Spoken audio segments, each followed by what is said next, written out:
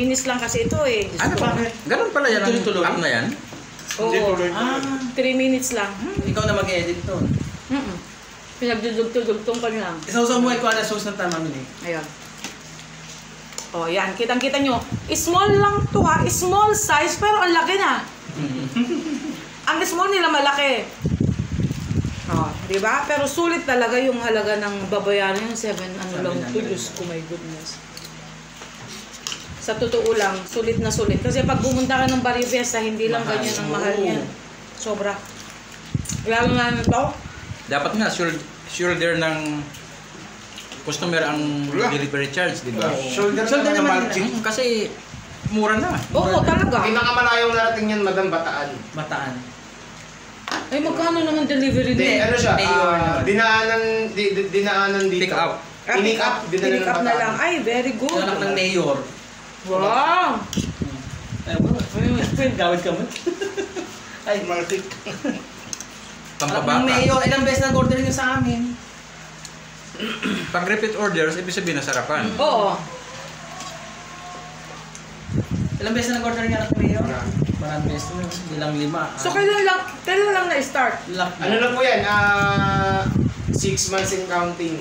So lockdown business ito.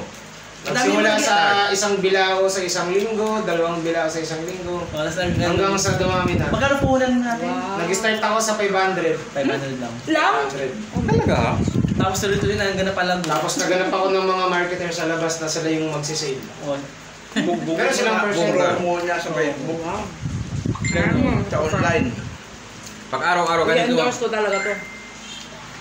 Yung isang reseller namin, kinikita niya 4,000 a day. O masipag siya magbenta. Wow. Open na kayo sa reseller. Marami po kami, nasa 6 na ang marketer namin. Dati hindi siya marunong magluto eh, ngayon natuto na siya. At tinuruan mo lang? Natuto na. Siya ang assistant ko po. Tama lang yan. Sabi ko, kung kapatay ibang tao, Umigpit kami pag namimili ng supply kasi pinipili ko talaga yung sariwa, yung Oo, kasi lalo pag na sa hindi hipon, sariwa, Masira ka. Oo. Lalo na sa hipon, hinahaluan nila yung sariwa ng mga hindi sariwa. Kaya kung minsan ayaw ko na sila yung pipili. Pag ako yung iniisa-isa ko. pinipili ko yung pinakamasariwa, pero ako pa rin pipili kasi dinadagdagan ng hindi. Ganun ginagawa nila. Kahit nga sa karne. Na food poisoning nga ako doon sa crab. Ito hindi talagang sariwa. Madaling araw sila namimili eh.